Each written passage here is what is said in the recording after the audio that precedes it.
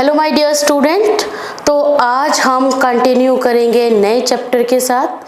11th class का chapter है cell cycle and cell division.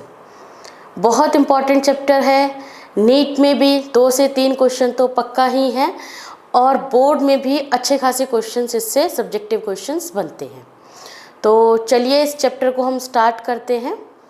देखो, जब हम बात करते हैं cell cycle and cell division की, तो सेल साइकिल एक कंप्लीट ऐसी साइकिल होती है स्टूडेंट, जिसमें सेल अपने डीएनए को डबल कर लेता है, यानी डीएनए को बढ़ा लेता है, अपने सेल ऑर्गेनेली को भी डबल कर लेता है, यानी साइटोप्लाज्मिक कंटेंट जो न्यूक्लियस का कंटेंट होता है उसको डबल करता है और फिर एक सेल 2 डॉटर सेल में डिवाइड हो जाते हैं। तो इसमें सीक्वेंस में जितने भी स्टेप चलते हैं उनको मिलाकर हम क्या कहते हैं, सेल साइकिल। अब ये सेल साइकिल एक लिविंग ऑर्गेनिज्म के लिए बहुत इम्पॉर्टेंट प्रोसेस है। हम एक लिविंग ऑर्गेनिज्म को देखें तो ग्रोथ और रिप्रोडक्शन 2 ऐसे फिनोमिना हैं जो लिविंग ऑर्गेनिज्म के कैरेक्टर को बेस्ट एक्सप्लेन करते हैं। तो ग्रोथ, रिप्रोडक्शन और उसी से होगी स्टूडेंट डेवलपमेंट। अब ये जो ग्रोथ है ये होती कैसे है? ग्रोथ का एक सीधा सा तरीका है स्टूडेंट, जब एक सेल 2 सेल में डिवाइड करती है, फर्दर 2 सेल 4 सेल में डिवाइड करेंगी, तो इसी तरीके से सेल कंटिन्यूसली अपना डिवीज़न करते रहेंगे और सेल डिवाइड करने के बाद जो ग्रुप बनेगा वो टिश्यू, और टिश्यू से ऑर्गन सिस्टम और एक कंप्लीट बॉडी जो है वो बनके तैयार होती है। तो अगर हम हायर एनिमल की भी बात करें तो बेसिक यूनिट तो हमेशा क्या रहेगी, सेल। और वही सेल जब डिवाइड करेगी तो वो अपने जैसे बहुत सारी सेल को बनाएगी और वही सेल टिश्यू, ऑर्गन सिस्टम बनाकर एक कंप्लीट बॉडी जो है बनाते हैं। तो चाहे यूनिसेलुलर ऑर्गेनिज्म की बात करें, चाहे मल्टी सेलुलर ऑर्गेनिज्म की बात करें, सभी ऑर्गेनिज्म एक सिंगल सेल से अपनी लाइफ को स्टार्ट करते हैं। और अगर यूनिसेलुलर है तो वो सिंगल सेल ही अपनी पूरी लाइफ स्पैन जो है एज इट इज़ गुजार देगी। और अगर वो मल्टी सेलुलर ऑर्गेनिज्म है स्टूडेंट, तो सेल क्या करती है, डिवीज़न स्टार्ट करती है और बहुत सारी सेल्स को बनाएगी और वो सेल्स जो है फर्दर कंप्लीट बॉडी की फॉर्मेशन करते हैं। तो अगर आप ओवरऑल देखें, जितने भी स्ट्रक्चर हैं बॉडी के, चाहे लिविंग यूनिसेलुलर हो, मल्टी सेलुलर हो, लिविंग तो सारे ही हैं, सभी में जो स्ट्रक्चर है वो सेल ही बना रही है, जो फंक्शन है वो सेल ही परफॉर्म कर रही है। तो इसीलिए जब हमने शुरू में पढ़ा था cell the unit of life, तो हमने इसको कहा था structural and functional unit of life या फिर लिविंग ऑर्गेनिज्म। और इसी के कंटिन्यूशन में सेल डिवीज़न है कि सेल किस तरीके से डिवाइड करके एक ऑर्गेनिज्म की फॉर्मेशन करती है। क्लियर? तो चलिए अपनी सेल साइकिल को स्टार्ट करते हैं स्टूडेंट। देखो, सेल साइकिल जैसा कि मैंने अभी कहा कि सेल साइकिल, सेल डिवीज़न में जितने भी इवेंट्स इन्वॉल्व हैं उन सभी को मिला के हमने सेल साइकिल कहा है। तो इवेंट्स क्या हो सकते हैं? डीएनए का डुप्लीकेशन होना, ऑर्गेनेली का डुप्लीकेशन होना, और इन सब में जितने भी एंजाइम्स हैं उनकी फॉर्मेशन होना, जो एंजाइम्स इनमें रोल प्ले करेंगे उन सब एंजाइम्स का बनना, जो प्रोटीन यहाँ पे रोल प्ले करेगी उन प्रोटीन का बनना, अमीनो एसिड्स का बनना, सेल का डिवाइड करना। तो ये सारे ही इवेंट्स जो हैं वो इंक्लूड होते हैं सेल साइकिल में। क्लियर? तो चलिए हम एनसीईआरटी के अकॉर्डिंग भी देखते हैं स्टूडेंट। ये देखिए, तो सेल साइकिल को हमने यहाँ पे कैसे डिफाइन किया है? तो cell cycle the sequence of events by which a cell duplicates its genome. Duplicates its genome मतलब जीनोम क्या है स्टूडेंट? DNA, hereditary material. तो यहाँ पे ये अपने डीएनए को डुप्लीकेट करती है, synthesizes the other constituents. Other constituents में amino acids, proteins, enzymes, RNA सब कुछ इंक्लूड होंगे और सेल ऑर्गेनेली भी, including the cell organelle. the other constituent of the cell and eventually divides into two daughter cells is termed as cell cycle। यानी कि सीधी सी बात है, सेल साइकिल एक ऐसा इवेंट है जिसमें सेल अपना डीएनए डुप्लीकेट करेगी, बाकी सारे कॉन्स्टिट्यूएंट्स को भी फॉर्म करेगी और फिर ये डिवाइड हो जाएगी दो डॉटर सेल में, और इसी को हमने क्या कहा है, सेल साइकिल। तो स्टूडेंट ये एक सेल है, क्लियर। अब इस सेल के पास अपना न्यूक्लियस है, तो ये क्या करेगी, अपने जो न्यूक्लियस का कंटेंट है, जो साइटोप्लाज्म का कंटेंट है, उसको डबल करेगी और फिर ये दो डॉटर सेल में डिवाइड हो जाएगी। तो इस पूरे प्रोसेस के दौरान जितने भी स्टेप इंक्लूड हुए हैं वो सब सेल साइकिल में ही काउंट होंगे, क्लियर। नेक्स्ट देखिए स्टूडेंट, इन अ सेल साइकिल, एक सेल साइकिल में डीएनए रेप्लिकेशन, क्योंकि जीनोम जब डुप्लीकेट होगा तो उसको हम क्या कहते हैं, डीएनए रेप्लिकेशन। डीएनए रेप्लिकेशन के थ्रू ही जीनोम या डीएनए डबल होगा। सेल की ग्रोथ होगी, अगर सेल की ग्रोथ नहीं है तो वो डिवाइड नहीं होगी। तो ग्रोथ भी बहुत इंपॉर्टेंट फैक्टर है स्टूडेंट, डीएनए का रेप्लिकेट करना, सेल की ग्रोथ होना and division, then finally division occur to form two daughter cell. तो दो डॉटर सेल बनाने के लिए क्या है student, DNA replication, cell growth, division. ये दो डॉटर सेल बनाने के लिए जो स्टेप्स हैं, they should be in coordinated way. ये जितने भी स्टेप्स इंक्लूड होते हैं स्टूडेंट, ये एक कोऑर्डिनेटेड वे में होते हैं। कोऑर्डिनेटेड वे का मतलब क्या है कि फर्स्ट स्टेप ऐसा स्टेप है जो सेकेंड स्टेप के लिए प्रिपरेटरी स्टेप रहेगा, यानी कि फर्स्ट स्टेप में वो सारी चीज़ें बनेंगी जो सेकेंड स्टेप में रिक्वायर्ड होंगी, और सेकेंड स्टेप में वो सारी चीज़ें बनेंगी जो थर्ड स्टेप में रिक्वायर्ड होंगी। तो इसीलिए हमने इसको क्या कहा है, कोऑर्डिनेटेड प्रोसेस। तो ये सारे इवेंट्स क्या है, कोऑर्डिनेटेड वे में रहेंगे। And all these events are genetically controlled. ये जितने भी इवेंट्स होते हैं स्टूडेंट, ये जेनेटिकली कंट्रोल्ड होते हैं, यानी हमारे जीन्स, हमारा डीएनए इन सभी इवेंट्स को कंट्रोल वे में करता है। और अगर यही इवेंट्स, यही साइकिल अनकंट्रोल्ड वे में हो गई तो क्या होगा, हमने ह्यूमन हेल्थ एंड डिजीज़ में पढ़ा था एक टॉपिक, कैंसर। तो अगर ये अनकंट्रोल्ड वे में होगी, जेनेटिकली कंट्रोल नहीं होगा, तो सेल जो है वो अनकंट्रोल्ड वे में डिवीज़न करेगी and it can lead to the cancer. और हो सकता है वो डिवाइड ही ना करे, और अगर डिवाइड नहीं करेगी तो बॉडी की ग्रोथ, डेवलपमेंट वहीं पर रुक जाएगी, क्लियर। तो इसका जेनेटिकली कंट्रोल होना बहुत ज़रूरी है। चलिए आगे चलते हैं स्टूडेंट्स। जनरेशन टाइम, देखो जनरेशन टाइम क्या होता है, एक सेल जब अपनी ये साइकिल कंप्लीट कर लेती है, यानी कि एक सेल जब एक डिवीज़न पूरा कंप्लीट कर लेगी और दो डॉटर सेल में डिवाइड हो जाएगी, तो उस पूरे ड्यूरेशन को हम क्या कहते हैं, generation time. So generation time क्या है, it is the time duration for completing one cell cycle. एक सेल साइकिल कंप्लीट करने में जो सेल का टाइम ड्यूरेशन है, दैट इज जनरेशन टाइम। अब इस चीज को समझिए स्टूडेंट, जो जनरेशन टाइम है, अगर कोई सिंपल सेल है, for example bacterial cell, bacterial में भी अलग अलग जनरेशन टाइम हो सकता है, तो हमने यहाँ पे लिया है इकोलाई। सो जो इकोलाई बैक्टीरिया है बहुत सिंपल है, और इसको डिवाइड करने के लिए हार्डली 20 मिनट का टाइम ही लगता है, क्लियर। हम बात करते हैं ईस्ट। ईस्ट यूकैरियोटिक सेल है, थोड़ी सी कॉम्प्लेक्स हो जाती है, तो इसका जनरेशन टाइम होता है 90 मिनट्स।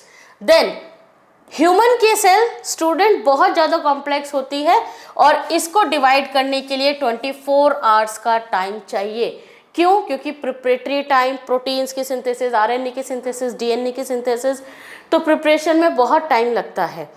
इसीलिए जो भी कॉम्प्लेक्स सेल होंगी उनका डिवीज़न का टाइम क्या होगा, ज़्यादा होगा, और इसी डिवीज़न के टाइम को हमने जनरेशन टाइम कहा है, clear. Then cell cycle is divided into 2 basic phases. जो सेल साइकिल है स्टूडेंट, उसको हम 2 फेज में डिवाइड करते हैं। The first phase is interphase. पहला फेज होता है स्टूडेंट इंटरफेज और दूसरा होता है एम फेज, जिसको माइटोटिक फेज भी कहा जाता है। क्लियर? अगर मैं ये सेल साइकिल बनाऊं स्टूडेंट, तो इस सेल साइकिल में आप देखिए कि ये फेज है एम फेज, जिसको माइटोटिक फेज कहा है, and this is I phase interphase. देखिए दोनों में डिफरेंस क्या है। It is the phase between two successive M phase. Interphase की बात करें तो इंटरफेज क्या है, दो सक्सेसिव एम फेज के बीच का फेज है, यानी कि ये एक एम फेज है। क्लियर? और ये इंटरफेस है स्टूडेंट। तो जब ये इंटरफेस कंप्लीट होगा फिर से एम फेस होगा, और इसके स्टार्ट होने से पहले भी एम फेस होगा, यानी कि दो एम फेस के बीच का जो गैप है, जो ड्यूरेशन है, उसको हमने क्या कहा है, इंटरफेस। क्लियर? इंटरफेस के बाद एम फेस। तो देखिए in this phase actual cell division और माइटोसिस अकर। ये जो फेज है स्टूडेंट एम फेज, तो एम फेज में एक्चुअली जो सेल है वो डिवाइड करेगी।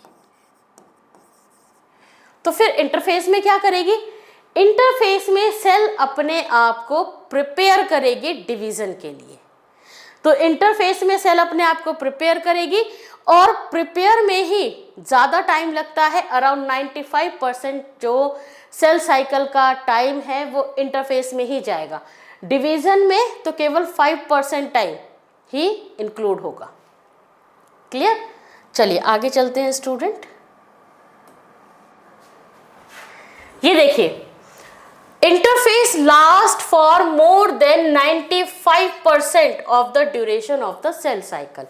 यानी सेल साइकिल ह्यूमन में हमने कहा 24 आवर्स की है, तो 23 आवर्स तो इंटरफेस में ही चले जाएंगे, और यहाँ पे 5% जो सेल साइकिल का ड्यूरेशन है वो होगा, यानी कि हम बात करें सो 1 आवर ही एम फेज यूटिलाइज करता है, या फिर हम कह सकते हैं एम फेज को होने में केवल 1 आवर का टाइम ही लगेगा, और मैक्सिमम टाइम 23 आवर्स जो हैं वो इंटरफेस में जाएंगे। क्लियर?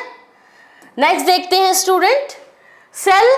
अब इंटरफेस की बात करें तो इंटरफेस देखो इतना टाइम ड्यूरेशन लेता ही क्यों है। Cell prepare itself for cell division, hence also known as resting phase. यहाँ पे क्या होता है स्टूडेंट, सेल अपने आप को प्रिपेयर करती है डिवीजन के लिए, तो डिवाइड नहीं कर रही। जब सेल अपने आप को प्रिपेयर करेगी तो ऐसा लगता है कि सेल के अंदर कोई प्रोसेस नहीं चल रहा है, बट सेल मेटाबॉलिकली एक्टिव होती है, प्रोटीन, आरएनए, डीएनए सबकी सिंथेसिस चल रही होती है। तो इसको हम अपीयरेंस के बेस पे नाम देते हैं रेस्टिंग फेज, क्योंकि ऐसा अपीयर होता है कि सेल जो है वो रेस्टिंग फेज में है। तो इनिशियली इसको रेस्टिंग फेज का नाम भी दिया गया था, बट आप कंफ्यूज मत करिएगा क्योंकि सेल मेटाबॉलिकली एक्टिव होती है। क्लियर? नेक्स्ट देखिए एम फेज की बात करें। ये जो फेज है स्टूडेंट ये स्टार्ट होता है न्यूक्लियर डिवीजन से, यानी कि एम फेज की हम बात करें तो एम फेज में सबसे पहले क्या होगा, न्यूक्लियस का डिवीजन, और न्यूक्लियस जब डिवाइड कर जाएगा तो फिर यहाँ पे होगा स्टूडेंट साइटोप्लाज्म का डिवीजन। तो पहले देखो जब न्यूक्लियस का डिवीजन होगा तो इसमें क्या होगा, this phase start with nuclear division in which separation of daughter chromosomes occur, और इस प्रोसेस को क्या कहते हैं, कैरियोकाइनेसिस। यानी कि डीएनए ने अपने आप को डुप्लीकेट किया है, डीएनए ने अपने आप को जस्ट डबल किया है। तो डबल करने के बाद क्या होगा, एम फेज में जैसे ही न्यूक्लियर डिवीजन स्टार्ट होगा तो डीएनए आधा आधा डिवाइड कर जाएगा, और इसी जब डीएनए आधा आधा डिवाइड करेगा तो हम कहेंगे न्यूक्लियस का डिवीजन हो गया है, इसको हम क्या कहेंगे, कैरियोकाइनेसिस। क्लियर? अब ये जो एम फेज है स्टूडेंट इसका एंड कब होता है, विद साइटोप्लाज्म डिवीजन, जिसको हम क्या कहते हैं, साइटोकाइनेसिस। तो जब न्यूक्लियस डिवाइड कर जाएगा तो न्यूक्लियस के डिवाइड करने के बाद साइटोप्लाज्म भी डिवाइड कर जाएगा और 2 डॉटर सेल बन जाएंगी। क्लियर? तो एम फेज स्टार्ट हुआ न्यूक्लियर डिवीजन से और एंड होगा साइटोप्लाज्म के डिवीजन से। नेक्स्ट देखिए स्टूडेंट, जो इंटरफेस है, इंटरफेस में क्या क्या मेन प्रिपरेटरी फेज रहेंगे, डीएनए की फॉर्मेशन, आरएनए की फॉर्मेशन, प्रोटीन की फॉर्मेशन, एटीपी की फॉर्मेशन। तो इतने सारे फॉर्मेशन चल रही हैं, इसीलिए इंटरफेस को प्रिपरेटरी फेज का नाम भी दिया जाता है। Then hereditary material is present in form of chromatin fibre. अब यहाँ पे हम हेरिडिटरी मटेरियल की बात कर रहे हैं तो वो क्रोमेटिन फाइबर की फॉर्म पे प्रेजेंट होता है। एंड हेरिडिटरी मटेरियल क्या होता है स्टूडेंट? दैट इज डीएनए की बात कर रहे हैं। ये देखिए, ये न्यूक्लियस है। क्लियर? अब ये जो न्यूक्लियस है इसके अंदर डीएनए है और इस तरीके से क्रोमेटिन फाइबर थ्रेड की फॉर्म पे डीएनए पड़ा हुआ है। तो न्यूक्लियस के अंदर डीएनए जब इलोंगेटेड थ्रेड की फॉर्म पे है, लंबे लंबे धागों की फॉर्म पे है, तब इसको हम क्या कहेंगे? We called it chromatin fibre. अब यहाँ पे देखिए, chromatin fibre condense to form chromosome. M phase में जो क्रोमेटिन फाइबर है वो कंडेंस्ड हो जाएगा और कंडेंस्ड होने के बाद यही क्रोमेटिन फाइबर जो है वो क्रोमोसोम की फॉर्म पे आ जाएगा। अब ये जो क्रोमेटिन फाइबर है स्टूडेंट, इसको डिवाइड करना मुश्किल है क्योंकि ये लंबे लंबे धागे आपस में उलझे हुए हैं और इतने बड़े डीएनए को हम इक्वली डिवाइड नहीं कर सकते। अब ये जो क्रोमेटिन है ये एम फेज में शॉर्ट थिक क्रोमोसोम की फॉर्म पे आ जाएगा और क्रोमोसोम को हम इजीली डिवाइड कर सकते हैं। क्लियर? सो ये पॉइंट बहुत इंपॉर्टेंट है स्टूडेंट। जो जेनेटिक मटेरियल है इंटरफेज में क्रोमेटिन फाइबर की फॉर्म पे है और एम फेज में जब डिवीजन होगा तो वो क्रोमोसोम की फॉर्म पे आ जाएगा एंड क्रोमोसोम को इजीली डिवाइड किया जा सकता है। चलिए आगे चलते हैं स्टूडेंट। अब ये देखिए, हमने सेल साइकिल में अभी देखा कि एक इंटरफेस है। इंटरफेस क्या करता है? सेल को प्रिपेयर करता है डिवीजन के लिए। और एक एम फेज है जिसको माइटोटिक फेज कहा है और वो क्या करता है स्टूडेंट? एक्चुअल डिवीजन करता है। अब हम देखते हैं कि जो इंटरफेस है वो इंटरफेस भी 3 पार्ट में डिवाइड होता है, G1 phase, S phase and G2 phase. 3 phase होते हैं स्टूडेंट किसके? इंटरफेस के। अब ये देखिए, ये NCERT का डायग्राम है स्टूडेंट। सो NCERT के डायग्राम को ही हमने लिया है और हम इसको देखते हैं। तो आप यहां से ये यहां तक का ड्यूरेशन देखिए, ये इतना part, this complete part is interface. इस पूरे पार्ट को हमने क्या कहा है? इंटरफेस। इंटरफेस में पहला क्या है? G1। So this is G1 phase, this is S phase and this is G2 phase. Clear? पहले हम बात करते हैं स्टूडेंट, ये जो G1 फेज है, G1 फेज देखो कहाँ है? M फेज और S फेज के बीच में। यानी कि G1 फेज जो है वो इंटरफेस का पहला फेज होगा और ये M फेज डिवीजन के जस्ट बाद का फेज है। यानी कि जब सेल डिवीजन स्टार्ट करती है तो वो पहले प्रिपरेशन स्टार्ट करेगी, तो प्रिपरेशन का जो फर्स्ट स्टेप होगा दैट इज G1 फेज। तो हम कहते हैं सेल साइकिल का फर्स्ट स्टेप G1 फेज ही होगा। अब जब सेल स्टूडेंट G1 फेज में होती है तो सेल यहाँ पे क्या क्या परफॉर्म करती है? देखो, सेल परफॉर्म करेगी स्टूडेंट, सेल साइज इंक्रीज होगा, यहाँ पे सेल की ग्रोथ होगी और सेल, हम इसकी बात कर रहे हैं G1 फेज की, तो यहाँ पे क्या होगा? सेल का साइज बढ़ेगा। देन न्यूक्लियस का साइज भी यहाँ पे क्या होगा? इंक्रीज होगा। क्लियर? यहाँ पे आरएनए की सिंथेसिस होगी, यानी कि जो न्यूक्लियोटाइड्स हैं, और आरएनए से भी पहले हम इंक्लूड करेंगे एक स्टेप स्टूडेंट, यहाँ पे क्या होगा, न्यूक्लियोटाइड्स की सिंथेसिस। न्यूक्लियोटाइड्स डीएनए आरएनए के लिए जो भी न्यूक्लियोटाइड्स चाहिए वो यहीं पर बनेंगे। देन आरएनए के सिंथेसिस तो यहीं पे हो जाती है, तीनों तरह के आरएनए यहाँ पे बनते हैं। उसके अलावा स्टूडेंट यहाँ पे प्रोटीन की सिंथेसिस होती है, अमीनो एसिड की सिंथेसिस होती है। अब यहाँ पे प्रोटीन भी बनेंगे, अमीनो एसिड भी बनेंगे। अब प्रोटीन, मोस्टली प्रोटीन तो जीवन फेज में ही बनती है, लेकिन एक प्रोटीन होती है स्टूडेंट हिस्टोन प्रोटीन, जो डीएनए की पैकेजिंग के लिए इस्तेमाल होती है, वो जीवन फेज में नहीं बनेगी।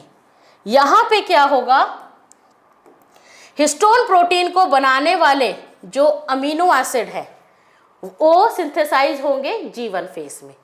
हिस्टोन प्रोटीन कहाँ बनेगी, नेक्स्ट स्टेप में। तो आप याद रखिएगा, सेल का साइज बढ़ा, न्यूक्लियस का साइज बढ़ा, डीएनए के लिए न्यूक्लियोटाइड बने, आरएनए की तो सिंथेसिस भी स्टार्ट हो जाती है, होती ही है, मतलब प्रोटीन की सिंथेसिस होती है अमीनो एसिड की, और उन अमीनो एसिड की सिंथेसिस भी होती है जो हिस्टोन प्रोटीन के लिए जिनकी रिक्वायरमेंट होती है। क्लियर। उसके अलावा स्टूडेंट यहाँ पे सेल ऑर्गेनेली का डुप्लीकेशन भी रहेगा।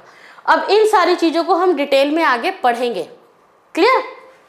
चलिए, तो ये है स्टूडेंट जीवन फेज, इंटरफेस का पहला फेज, और मेन स्टेप हमने यहाँ पे देखे कि यहाँ पे क्या होगा। इसके बाद आता है स्टूडेंट एस फेज। अब एस फेज में देखिए क्या होगा, एस फेज को हम कहते हैं डीएनए सिंथेसिस फेज। तो यहाँ पे बेसिकली डीएनए की सिंथेसिस होगी। तो यहाँ पे क्या बनेगा, डीएनए। जो मेजर इवेंट्स है वही मैं आपको बता रही हूँ। तो यहाँ पे एक तो बनेगा डीएनए, दूसरा यहाँ पे बनेगी स्टूडेंट हिस्टोन प्रोटीन, डीएनए को पैक करने वाली प्रोटीन। अधिकतर सेल ऑर्गेनेली कहाँ बनते हैं, जीवन फेज में। यहाँ पे सेंट्रियोल का डुप्लीकेशन होता है, यानी सेंट्रियोल सेंट्रोजोम जो है वो डबल कहाँ होंगे, एस फेज में। क्लियर। फेज के बाद आता है स्टूडेंट G2 फेज। अब G2 फेज में जीवन फेज की तरह ही सेल की ग्रोथ भी होगी, न्यूक्लियस की ग्रोथ भी होगी, प्रोटीन बनेंगे, आरएनए बनेंगे। तो यहाँ पे भी प्रोटीन की सिंथेसिस होगी, आरएनए की सिंथेसिस होगी। क्लियर। अब यहाँ पे एक इम्पॉर्टेंट प्रोटीन बनती है student, that is tubulin protein, और यही ट्यूबुलिन प्रोटीन क्या बनाएगी, स्पिंडल फाइबर की फॉर्मेशन करती है। क्लियर। तो यहाँ पे क्या करेगी, स्पिंडल फाइबर की फॉर्मेशन करती है। नेक्स्ट, तो ये पूरा फेज क्या हो गया स्टूडेंट, इंटरफेस। अब इंटरफेस में सेल ने अपने आप को पूरी तरीके से तैयार कर लिया है, अपनी प्रोटीन, आरएनए, डीएनए सब कुछ बना लिया। और एक इम्पॉर्टेंट चीज, यहाँ पे सेल एटीपी भी बनाती है, और बहुत ज़्यादा भर भर के एटीपी बनाती है। अब इनमें से एटीपी कहाँ बनेंगे, जीवन फेज में। तो एटीपी की सिंथेसिस जीवन फेज में हो जाएगी। सेल अपनी एनर्जी को क्या करेगी, स्टोर करके रखेगी। अब यही एनर्जी यूटिलाइज होती है स्टूडेंट एम फेज में। एम फेज में दो मेन फेज रहेंगे। एक फेज आप ये देख रहे हैं, इसको हम क्या कहते हैं student, that is karyokinesis. Karyokinesis यानी कि न्यूक्लियस का डिवीजन। और न्यूक्लियस के डिवीजन में स्टूडेंट प्रोफेज, मेटाफेज, एनाफेज, एंटीलोफेज, ये 4 स्टेप जो हैं वो कैरियोकाइनेसिस में इंक्लूड होंगे। और जब साइटोप्लाज्म का डिवीजन होगा तब इसको हम क्या कहेंगे, we called it cytokinesis. Clear. तो सेल ने अपने आप को क्या किया, प्रिपेयर किया, और फिर डिवीजन किया। डिवीजन में पहले न्यूक्लियस का डिवीजन जिसमें 4 स्टेप है, prophase, metaphase, anaphase and telophase. फिर साइटोप्लाज्म का डिवीजन जिसको हमने क्या कहा, साइटोकाइनेसिस। क्लियर? अब ये मैंने एक रफली जो है आपको बताया है, ये सारी चीजें नोट्स में लिखी हुई हैं, हम इनको आगे भी पढ़ेंगे। क्लियर? अब एक इंपॉर्टेंट चीज स्टूडेंट यहाँ पे हम और देखते हैं, ये देखिए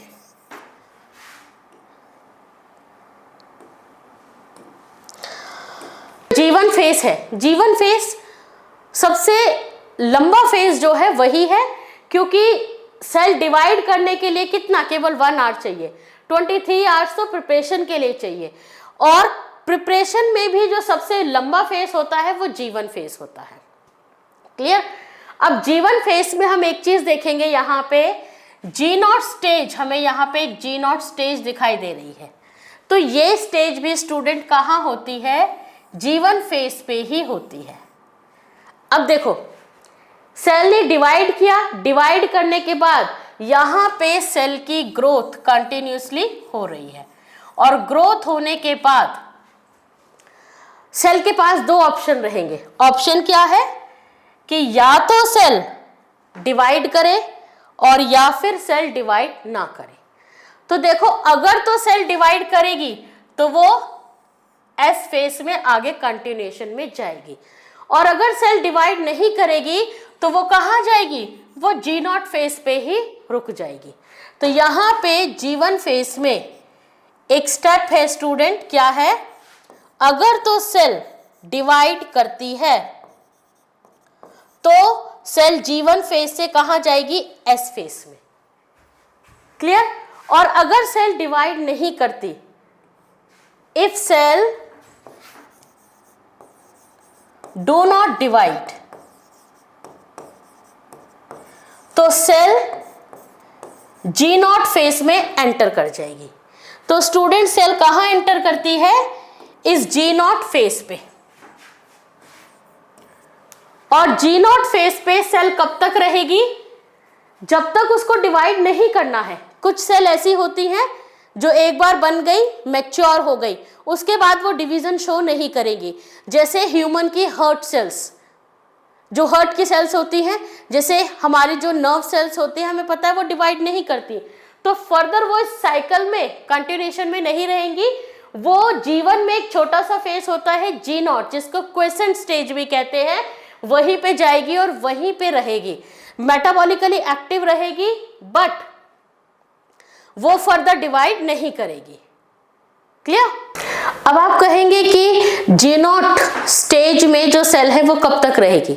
देखो अगर सेल दोबारा डिवाइड नहीं करेगी तो सेल परमानेंट G0 स्टेज में ही रहेगी, और अगर सेल को फिर से डिवीजन स्टार्ट करना है, यानी कि अगर सेल को ऑर्डर मिला है कि फिर से डिवीजन स्टार्ट करो, तो वो G0 से कहाँ एंटर कर जाएगी, जीवन फेज में, और जीवन फेज से फिर यही सेल साइकिल चलेगी। क्लियर? तो जितने भी हमारी मैच्योर सेल होती हैं जो परमानेंट काम कर रही हैं, डिवीजन नहीं कर रही है, वो सारी G0 स्टेज में ही रहेंगे। क्लियर? तो एक रफली तो मैंने आपको बता दिया है, आइए इसको थोड़ा सा डिटेल में और देख लेते हैं कि हर स्टेप में एग्जैक्टली होता क्या है। चलिए ये देखिए स्टूडेंट, सबसे पहले हम बात करते हैं जीवन फेज की। तो जीवन फेज इंटरफेज का पहला फेज है, एम फेज के जस्ट बाद आता है, और इसको प्री डीएनए सिंथेसिस फेज भी कहते हैं, क्योंकि एस फेज से जस्ट पहले होता है। It is also said to be the post mitotic phase, क्योंकि एम फेज के बाद होता है। क्लियर? अब इसमें देखो क्या है, it is the interval between mitosis and initiation of DNA replication, यानी कि माइटोसिस एम फेज के बाद और डीएनए रेप्लिकेशन से पहले, यानी एस फेज से पहले का फेज है। Clear? Then the cell is metabolically active. अब इस फेज में जो सेल है वो मेटाबॉलिकली एक्टिव होती है, और एक्टिव होने के साथ साथ कंटिन्यूअसली ग्रो करती है। सेल कंटिन्यूअसली ग्रो कर रही है, मेटाबॉलिकली एक्टिव का मतलब मेटाबॉलिक रिएक्शन चल रही है, तो उसमें डीएनए और आरएनए, न्यूक्लियोटाइड, ये सब या तो बनेंगे या फिर इनके जो हैं वो रॉ मटेरियल तैयार होंगे। क्लियर? जैसा कि हमने बताया डीएनए तो एस फेज में बनेगा, लेकिन रॉ मटेरियल यही तैयार होंगे। So the cell is metabolically active and continuously grow.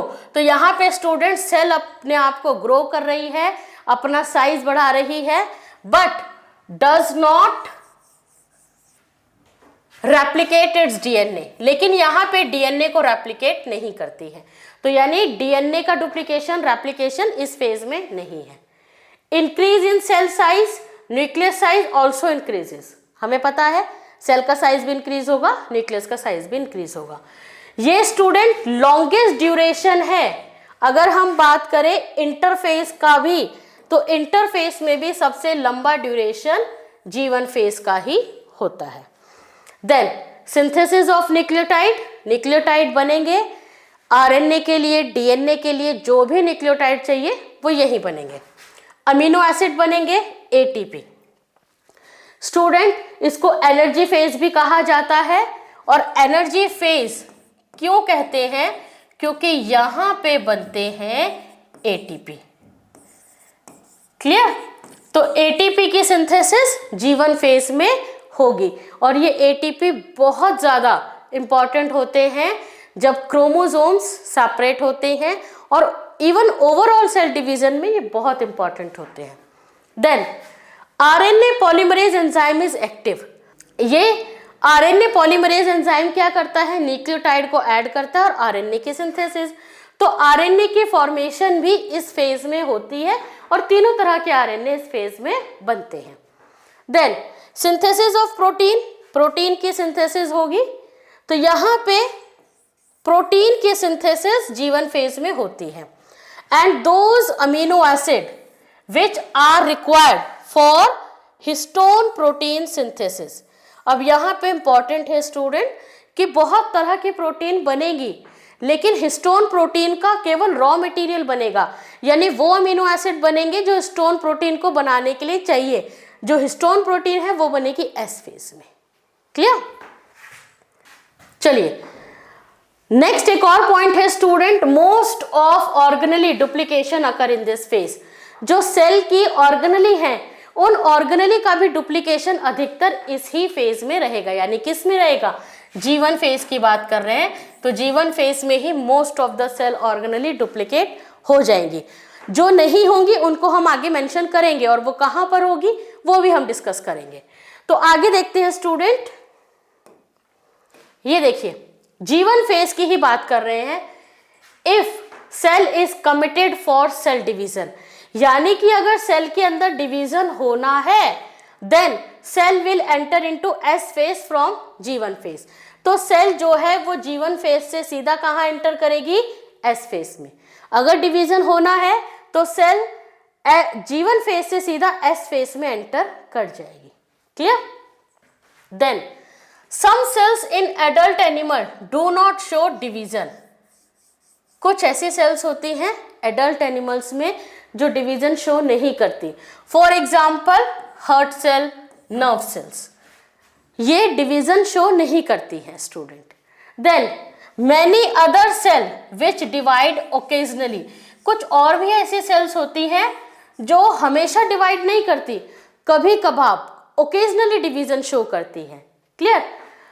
These cells which do not divide further, यानी कि वो सेल जो अब फर्दर आगे डिवाइड नहीं करेंगी, they exit from G1 phase, वो G1 phase से एग्जिट करती है and enter into inactive stage called quiescent stage। वो एक quiescent stage में एंटर कर जाती है जिसको G0 स्टेज कहते हैं। तो जो सेल डिवाइड नहीं करेगी वो बजाय एस फेज में जाने के वो कहाँ जाती है? G1 से एग्जिट करके G0 फेज में एंटर कर जाती है। क्लियर? अब सेल जो है G0 फेज में रहेंगी, मेटाबॉलिकली एक्टिव रहेंगी, बट डिवीजन यानी प्रोलिफरेशन शो नहीं करती, डिवीजन शो नहीं करती। तो देखो क्या है कि अगर सेल ने डिवाइड नहीं करना है तो सेल क्या करेगी? G1 से S में नहीं जाएगी, वो G1 से कहाँ जाएगी, G0 फेज में। क्लियर। और G0 फेज को हम क्या कहते हैं, क्वेसेंट स्टेज के नाम से जानते हैं। वैसे इस सेल को हम जनरली इनएक्टिव स्टेज कहते हैं, inactive in respect of division कहते हैं। अदरवाइज मेटाबॉलिकली देखें तो सेल इसमें एक्टिव रहती है। क्लियर, अपना काम करेगी। डीएनए, आरएनए, डीएनए तो नहीं, प्रोटीन की सिंथेसिस, एंजाइम की सिंथेसिस चलेगी, तो इसलिए हम कहेंगे मेटाबॉलिकली एक्टिव है, बट वो डिवाइड नहीं करेगी। क्लियर। तो इसीलिए हमने G0 स्टेज को क्या कहा है, इनएक्टिव स्टेज कहा है। चलिए आगे चलते हैं स्टूडेंट। ये देखिए student, exit from G1 phase two G0 phase, यानी G1 फेज से जब एग्जिट करके सेल G0 फेज में जा रही है, वो क्या हो सकता है, इट मे बी टेम्परेरी और it may be permanent. Clear. अब जो परमानेंट होती है, like sclerenchyma, sclerenchyma mature cell होती हैं, डेड सेल होती हैं, और ये एक बार G0 में चली गई, मैच्योर हो गई, तो कभी दोबारा डिवाइड नहीं करती, तो ये परमानेंट G0 फेज में ही रहेगी। Then it may be temporary. Temporary का मतलब क्या है स्टूडेंट, जैसे पेरेनकाइमेटस सेल्स है, तो पेरेनकाइमेटस सेल्स क्या हो गई, ये मैच्योर हो गई, और मैच्योर यानी कि डिफरेंशिएट हो गई। तो डिफरेंशिएट होने का मतलब क्या है कि अब ये डिवाइड नहीं करेगी, अब ये अपना कोई पर्टिकुलर काम करेगी। क्लियर। लेकिन यही पेरेनकाइमेटस टिश्यू, पेरेनकाइमेटस सेल, इनके अंदर दोबारा से डिवीजन की प्रॉपर्टी आती है, जिसको हम नाम क्या देते हैं, we called it dedifferentiation. So dedifferentiation में क्या होता है, regain ability for cell division, और ये क्या करती है, सेकेंडरी मेरिस्टेम्स को फॉर्म करती है, और सेकेंडरी मेरिस्टेम्स फर्दर डिवीजन के लिए ही रहेगा। इसको हम प्लांट एनाटॉमी में और अच्छे से पढ़ेंगे। क्लियर। चलिए आगे चलते हैं स्टूडेंट। चलिए एस फेज की बात करते हैं। S phase is also known as DNA synthesis phase. तो देखो एस फेज में क्या होता है स्टूडेंट, डीएनए डुप्लीकेशन और डीएनए रेप्लिकेशन आकर, इसमें डीएनए रेप्लिकेशन और डीएनए डुप्लीकेशन होता है, तो कंडीशन क्या होगी, the amount of DNA per cell double. जो एक सेल में डीएनए का अमाउंट है वो डबल हो जाएगा, क्योंकि डीएनए की सिंथेसिस रहती है। अब ये देखो, हम यहाँ पे देखते हैं स्टूडेंट हैप्लॉइड सेल। तो हैप्लॉइड सेल यानी कि सिंगल क्रोमोसोम्स है, पेयर में नहीं है, तो इसको हम किससे रिप्रेजेंट करते हैं, एन से। तो यहाँ पे इनिशियली जो डीएनए का कंटेंट था वो 1C था, और आफ्टर एस फेज जो डीएनए है वो डबल हो गया, तो कितना हो गया, 2C। Clear. Then diploid sales की अगर हम बात करें, तो डिप्लॉइड सेल्स यानी कि they have pair of chromosome, set of chromosome. तो यहाँ पे हम डिप्लॉइड को 2N से रिप्रेजेंट करते हैं। इनिशियली डीएनए का कंटेंट क्या था, 2C, और एस फेज के बाद डुप्लीकेट हो जाएगा, डबल हो जाएगा, दैट इज 4C। और यही हम इसमें भी देखते हैं। ये देखो स्टूडेंट, ये क्या है, डीएनए का कंटेंट है। अब डीएनए यहाँ पे पूरी तरीके से क्रोमोसोम की फॉर्म पे नहीं है, डीएनए थ्रेड लाइक स्ट्रक्चर है, इस तरीके से बीच में सेंट्रोमियर है, और ये थ्रेड लाइक स्ट्रक्चर इस तरीके से आपको दिखाई दे रहा है। तो डीएनए डबल स्टैंडर्ड होता है स्टूडेंट, तो ये डबल स्टैंडर्ड डीएनए है, बीच में सेंट्रोमियर है, लेकिन क्या है कि डीएनए सिंगल ही है। सिंगल का मतलब यहाँ पे डीएनए अपने आप को अभी इसने डुप्लीकेट नहीं किया है, तो यहाँ पे ये जो डीएनए, एक डीएनए डबल स्टैंडर्ड है, इसको हम रिप्रेजेंट करते हैं मोनाड कंडीशन से, इसको हम कहते हैं मोनाड कंडीशन। तो यहाँ पे हमें क्रोमेटिड्स दिख रही हैं, तो कितनी क्रोमेटिड्स हैं, दैट इज 2 क्रोमेटिड। अगर हम इसको एज अ क्रोमोसोम ट्रीट करें, तो यहाँ पे हमें इसकी 2 क्रोमेटिड दिख रही हैं, लेकिन क्रोमेटिड थिक या फिर शॉर्ट नहीं है, वो लंबे लंबे धागों की फॉर्म पे ही है, क्योंकि ये कंडीशन कहाँ होती है, इंटरफेस में। तो डीएनए हमारा क्या है, थ्रेड लाइक स्ट्रक्चर पे। तो मैंने आपको क्रोमेटिड से समझाया है, बट एग्जैक्टली क्रोमेटिड का स्ट्रक्चर बनता नहीं है, क्योंकि ये क्रोमेटिन की फॉर्म पे है। अब एस फेस में देखो, इसने अपने आप को क्या किया, डबल किया। तो यहाँ पे अगर क्रोमेटिड की फॉर्म पे देखें तो 2 क्रोमेटिड ये है स्टूडेंट और 2 ये है। तो यहाँ पे अगर क्रोमेटिड 2 है तो यहाँ पे कितनी बन गई है, 4। क्लियर, रहेंगी क्रोमेटिन फाइबर की फॉर्म पे ही। तो डीएनए डबल कर गया है। अब एक चीज आप समझो, ये जो हमने बनाया है एक क्रोमोसोम का स्ट्रक्चर या क्रोमोसोम की फॉर्म पे दिखाने की कोशिश की है। तो क्रोमोसोम का नंबर कितना है, ये 1 है। क्लियर। अब यहां पे क्रोमोसोम का नंबर देखें तो क्या होगा, तो भी 1 ही होगा, क्योंकि ये जो क्रोमेटिड्स हैं ये सेपरेट नहीं हुई है, सेंट्रोमियर के साथ जुड़ी हुई है। तो इसीलिए भले ही डीएनए ने अपने आप को डबल कर लिया है, पर ये सेंट्रोमियर के साथ जुड़े होने की वजह से क्रोमोसोम एक ही है। तो इस बात को समझिए कि जो क्रोमोसोम का कंटेंट है वो डबल हो गया है, डीएनए का जो अमाउंट है वो डबल हो गया है, लेकिन जो नंबर है वो सेम सिंगल ही है, 1 ही रहेगा। क्लियर। अब ये जो यहाँ पे 2 क्रोमेटिड डबल हो गई हैं, तो इस कंडीशन को हम क्या कहते हैं स्टूडेंट, डायड कंडीशन। क्लियर। चलिए, सो ये देखिए, amount of DNA doubles but the number of chromosome is same. जो क्रोमोसोम का नंबर है स्टूडेंट वो क्या रहेगा, same. Centriole duplication occur in cytoplasm. अब ये देखो, जब डीएनए अपने आप को न्यूक्लियस में क्या कर रहा है, डबल कर रहा है, तो साइटोप्लाज्म पे सेंट्रियोल का डुप्लीकेशन चल रहा है। क्लियर। तो सेंट्रियोल डबल कहाँ होती है, एस फेज में। Then amino acid polymerize for histone protein synthesis.